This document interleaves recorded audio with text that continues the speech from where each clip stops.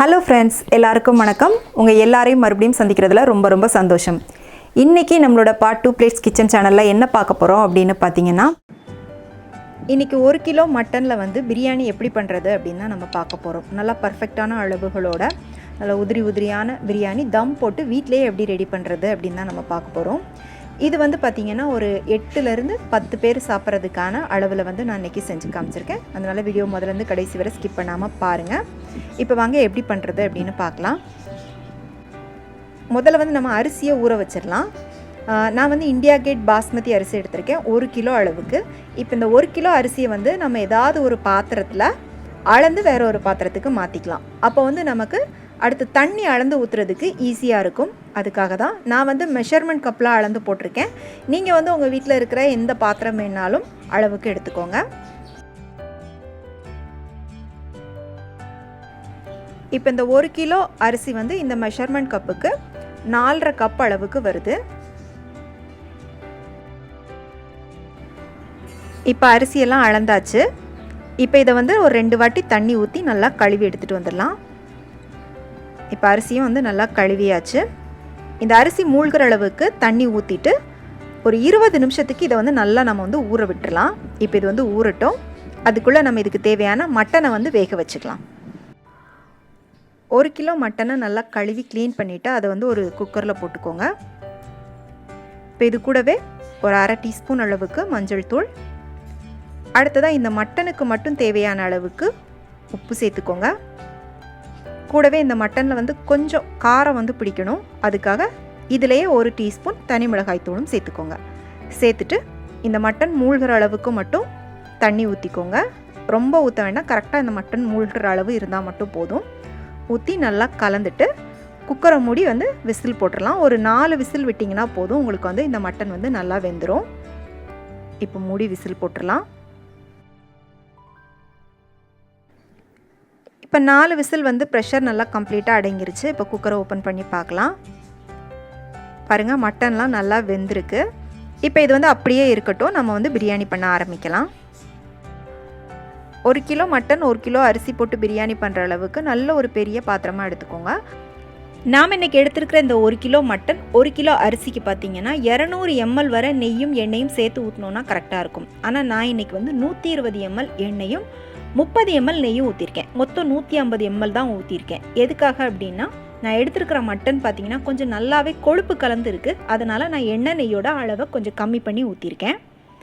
இப்போ இந்த எண்ணெய் நெய் கொஞ்சம் நல்லா சூடானதும் அதில் 1 டீஸ்பூன் சோம்பு, 1 டீஸ்பூன் ஷாகி ஜீரா, 1 நட்சத்திர சோம்பு, ஒரு 5 ஏலக்காய், 1 இன்ச் அளவுக்கு ஒரு பட்டை, அப்புறமா ஒரு 4 கிராம்பு போட்டுக்கோங்க. கூடவே 2 பிரிஞ்சி இலை போட்டுக்கோங்க. இந்த ஹோல் கரம் மசாலாவை எல்லாம் நல்லா எண்ணெயில் லைட்டாக ஒரு 1 நிமிஷத்துக்கு மட்டும் நல்லா வறுபட்டு வாசனை வர்றது வரை வறுத்துக்கோங்க. வறுபட்டதும் இதில் வெங்காயம், பச்சை மிளகாய் சேர்த்துக்கலாம். வெங்காயம் 400 கிராம் அளவுக்கு எடுத்திருக்கேன். அதை நீள வாக்கில் கட் பண்ணியிருக்கேன். கூடவே ஒரு 6 பச்சை மிளகாய், நல்ல காரமான பச்சை மிளகாய் தான் நான் போட்டிருக்கேன். 6 பச்சை மிளகாவை நீள வாக்கில் கீறி போட்டுட்டு நல்லா வதக்கி விட்டுக்கோங்க. வெங்காயம் நல்லா வதங்கணும். பாருங்கள், இந்த மாதிரி நல்லா கலர் மாறி வர்ற அளவுக்கு வதக்கிக்கோங்க. அப்போ தான் பிரியாணியோட கலரும் நல்லாயிருக்கும், டேஸ்ட்டும் நல்லாயிருக்கும். இப்போ வெங்காயம் வதங்கிருச்சு. இதோட இஞ்சி பூண்டு விழுது சேர்த்துக்கலாம். இஞ்சி பூண்டு பேஸ்ட்டு பார்த்திங்கன்னா ஒரு 5 டீஸ்பூன் அளவுக்கு சேர்த்துக்கோங்க. இஞ்சி பூண்டு விழுது சேர்த்துட்டு இஞ்சி பூண்டோட பச்சை வாசனை கொஞ்சம் நல்லா மாறணும். அது வரைக்கும் ஒரு 2 நிமிஷத்துக்கு மட்டும் அடுப்பை கொஞ்சம் லோ ஃப்ளேமில் வச்சுட்டு வதக்கிக்கோங்க. இப்போ இஞ்சி பூண்டோட பச்சை வாசனை நல்லா மாறிடுச்சு. இந்த ஸ்டேஜில் நம்ம தக்காளி சேர்த்துக்கலாம். தக்காளி நல்லா பழுத்த தக்காளியாக எடுத்துக்கோங்க பிரியாணிக்கு எப்போவுமே, அதான் நல்லாயிருக்கும். நான் ஒரு 350 கிராம் அளவுக்கு தக்காளி போட்டிருக்கேன். தக்காளி சேர்த்துட்டு திரும்பவும் நல்லா வதக்கி விட்டுக்கலாம்.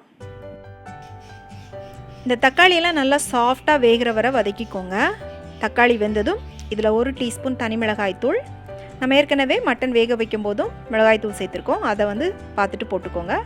கூடவே 1 டீஸ்பூன் பிரியாணி மசாலா சேர்த்துக்கலாம். இந்த பிரியாணி மசாலா எப்படி பண்ணுறது அப்படின்னு நான் ஏற்கனவே நிறைய வீடியோவில் உங்களுக்கு சொல்லியிருக்கேன். தெரியாதவங்களுக்கு இன்னொரு வாட்டி சொல்கிறேன். பட்டை, கிராம்பு, ஏலக்காய் இந்த 3ஐயும் சமமான அளவில் எடுத்து வெறும் கடாயில் லைட்டாக வறுத்துட்டு பவுடர் பண்ணி வச்சுக்கோங்க. அதான் நான் இப்போ போட்டிருக்கேன். இப்போ மசாலாவோட பச்சை வாசனை போகிற அளவுக்கு ஒரு 2 நிமிஷம் வதக்கிக்கோங்க. வதக்கிட்டு இதோட ஒரு 100 ml அளவுக்கு புளிப்பில்லாத நல்லா கெட்டியான தயிர் ஊற்றிக்கோங்க.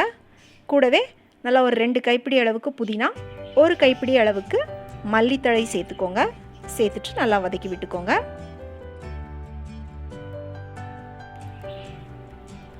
இப்போ நல்லா வதக்கியாச்சு. இப்போ வந்து நம்ம ஏற்கனவே வேக வச்ச மட்டனை வந்து இந்த தண்ணியை வடிச்சிட்டு மட்டனை மட்டும் இதோட சேர்த்துக்கலாம். தண்ணியை வந்து நீங்கள் தூக்கி போட வேண்டாம். அது வந்து நம்ம திரும்ப அரிசி வேக வைக்கிறப்ப அதையும் சேர்த்து தான் நம்ம வந்து வேக வைக்கணும்.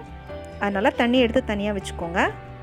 மட்டன் சேர்த்துட்டு இன்னொரு 5 நிமிஷம் கிட்ட நல்லா வதக்கி விட்டுக்கோங்க. ஏன்னா நம்ம இதில் சேர்த்துருக்கிற அந்த உப்பு காரம் எல்லாம் அந்த மட்டனில் நல்லா பிடிக்கணும். அதனால் ஒரு 5 நிமிஷமாவது நல்லா வதக்கிக்கோங்க. வதக்குனதுக்கப்புறமா நம்ம வந்து இதோட தண்ணி அளந்து ஊற்றிக்கலாம். தண்ணி வந்து நீங்கள் எந்த கப்பில் அரிசி இழந்தீங்களோ அதே கப்லேயே அளந்து ஊற்றிக்கோங்க. 1 கப் அரிசிக்கு 1.5 கப் அளவுக்கு தண்ணி ஊற்றினா கரெக்டாக இருக்கும்.